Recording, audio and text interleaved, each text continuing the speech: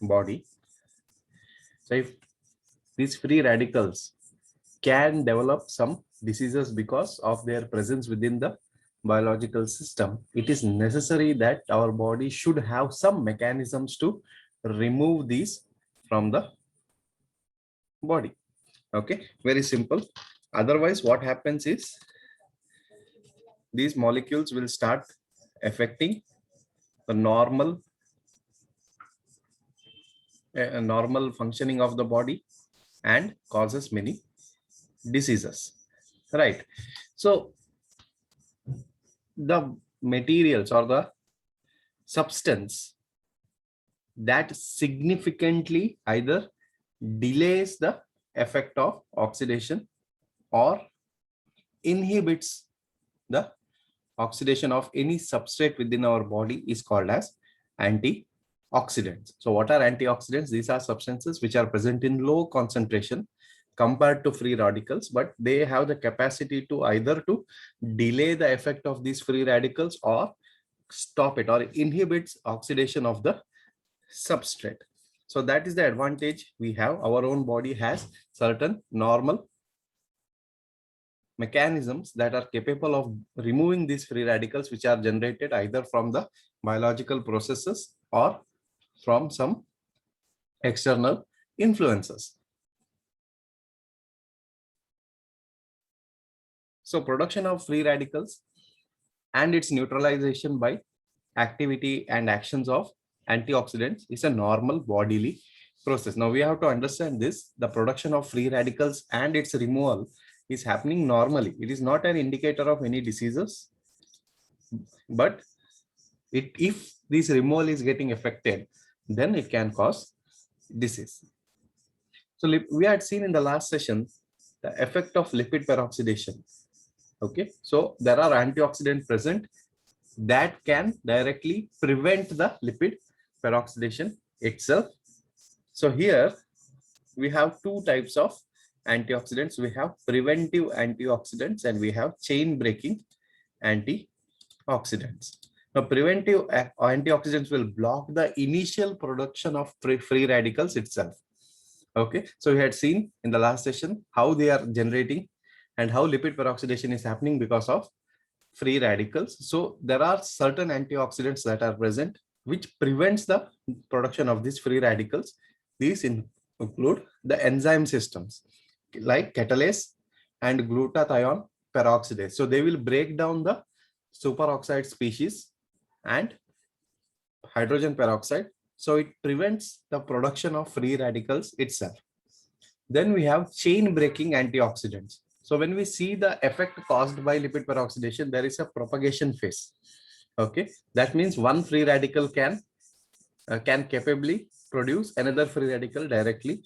So that can also be broken down. So the antioxidants that are responsible for breaking down this propagation phase of lipid peroxidation is called as chain breaking antioxidants. They inhibit the propagative phase of lipid peroxidation.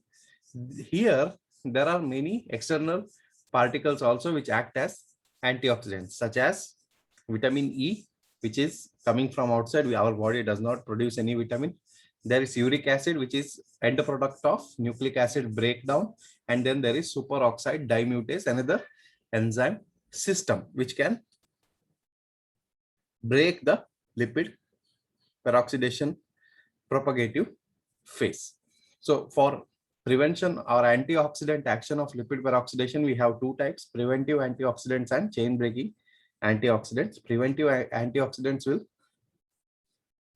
block the initial production of free radicals. Chain breaking antioxidants will inhibit the propagative phase in lipid peroxidation.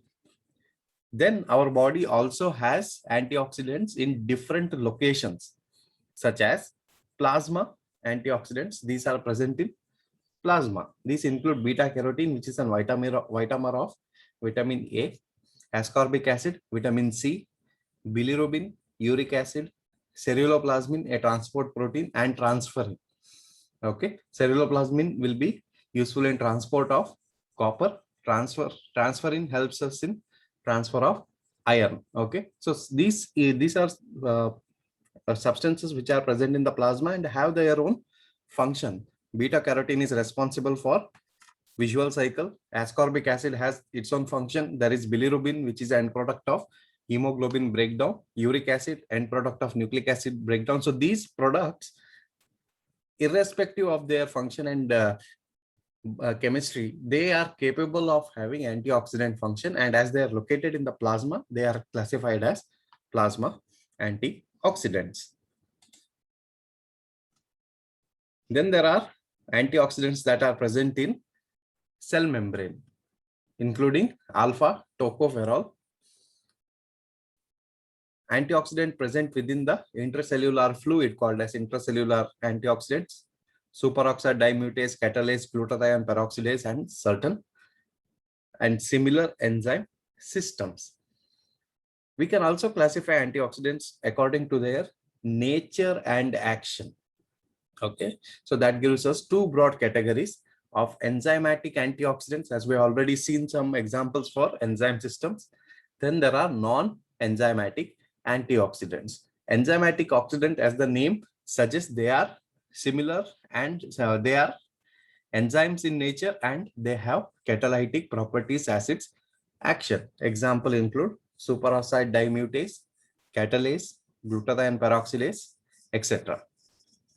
There are also some non-enzymatic antioxidants which are further classified into two types: nutrient antioxidant and metabolic antioxidant. So nutrient antioxidant means these are nutritious substances that are taken in our diet, but they also function as antioxidant. These include carotenoids, that is beta carotene, alpha tocopherol, ascorbic acid, and selenium. Selenium is a mineral.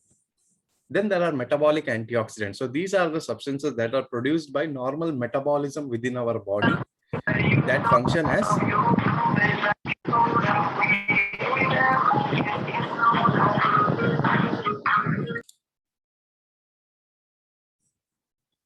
right. I was saying metabolic antioxidants. Those are produced due to normal metabolic processes within our body, but they also function as antioxidants and removal of free radicals from the system. In this include glutathione amino acid, ceruloplasmin, a transport protein, albumin, a plasma protein, bilirubin, the end product of hemoglobin metabolism, transferrin and ferritin related to iron metabolism, and uric acid, the end product of nucleic acid metabolism. So these three ways we can classify antioxidants or categorize them into antioxidants in relation to lipid peroxidation, antioxidant according to their location, and antioxidant according to their nature and action. Right, let us see some of the antioxidant enzyme systems. Okay, so with that we'll end the session. We'll see few of the systems. Number one is superoxide dimutase. So these antioxidant enzymes, which also include catalase and glutathione peroxidase, they are called as scavengers of free radicals. So they have different functions, but its main function is to remove these free radicals from their whatever location they are present in. So that's why they are truly the scavengers of free radicals. Out of all the other antioxidant names we have seen, superoxide dimutase plays a significant role. These enzymes play a very important role because they are actually there to remove the free radicals. So how does superoxide dimutase act? So as the name suggests, it is going to remove superoxides. Okay, so what it does, it converts superoxide to hydrogen peroxide and oxygen. So this is the first line of defense to protect cells from injurious effects caused by superoxides. So superoxides are one type of free radicals. So it can cause some injury to the cell. So its removal is very important. So the first person or the first substance that is going to prevent the superoxide from causing any damage is superoxide dimutase. So how does it do it? It converts superoxide to hydrogen peroxide and oxygen. Then we have catalase. So once hydrogen peroxide is produced, hydrogen peroxide itself is a free radical. So that also needs to be removed. So hydrogen peroxide produced due to the mechanisms action of superoxide dimutase is metabolized and further broken down into catalase by into water and nascent oxygen by catalase. Okay, so that is how it breaks down. And again, this nascent oxygen needs to be removed. Then there is glutathione peroxidase. It detoxifies hydrogen peroxide to water. Okay, while reduced glutathione is converted to oxidized glutathione. As you know, when hydrogen peroxide is broken down, we get water and nascent oxygen. Nascent oxygen is capable of oxidizing. It is very good at oxidizing things. So glutathione will take up that oxygen and get oxidized. That is how it detoxifies or removes the harmful effects of hydrogen peroxide by conversion into water and nascent oxygen, and then getting oxidized itself by oxygen. Then there are nutrient antioxidants, vitamin E, tocopherols. Okay, it is out of all the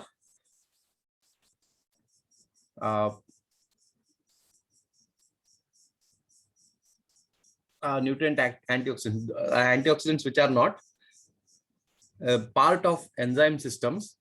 Out of other things, we have seen bilirubin, albumin, etc. So compared to that, alpha tocopherols, which is vitamer of vitamin E, is most active, okay, in antioxidant function. So we get to know here how tocopherols or vitamin E is helping us in antioxidant function. So vitamin E is also called as antioxidant vitamin, okay, because of its highly active role in biological oxidation. It is present in all cellular membranes and protects against lipid peroxidation. So its role is again prevention of lipid peroxidation. So how does it work then? Alpha tocopherol can directly act on oxy radicals and thus serve as an important chain breaking antioxidant. So its role is to prevent or stop the propagation phase of lipid peroxidation. Then we have vitamin C. Is an important water soluble antioxidant in the biological fluids, blood, intercellular fluid, etc. Vitamin C efficiently scavenges free radicals. Once free radicals are formed, they are removed by vitamin C and it inhibits the whole process of lipid peroxidation. It also promotes the regeneration of alpha tocopherol. So it works in combination with vitamin E. Then we have carotenoids, which is form of vitamin A. Beta carotene is most important out of all the carotenoids. There are more than 500 types. It can act as an antioxidant under low partial pressure of oxygen. Beta carotene usually functions in association with vitamin C and vitamin E. So all these vitamins who have the role of antioxidant function, they function together. Okay, simultaneously, each will function. Then we have selenium. It's a mineral. It works with vitamin E in fighting free radicals. Okay, it is required for function of antioxidant enzyme, namely glutathione peroxidase. So its role is indirect. So it is required for antioxidant function or the enzyme glutathione peroxidase. So here in this session, what we have done is we have seen the overall function of antioxidants. We classified them into different classes based on their function, based on their location, and based on their action. Then we also saw how each individual antioxidants were functioning and how they are responsible for removal of free radicals from the body.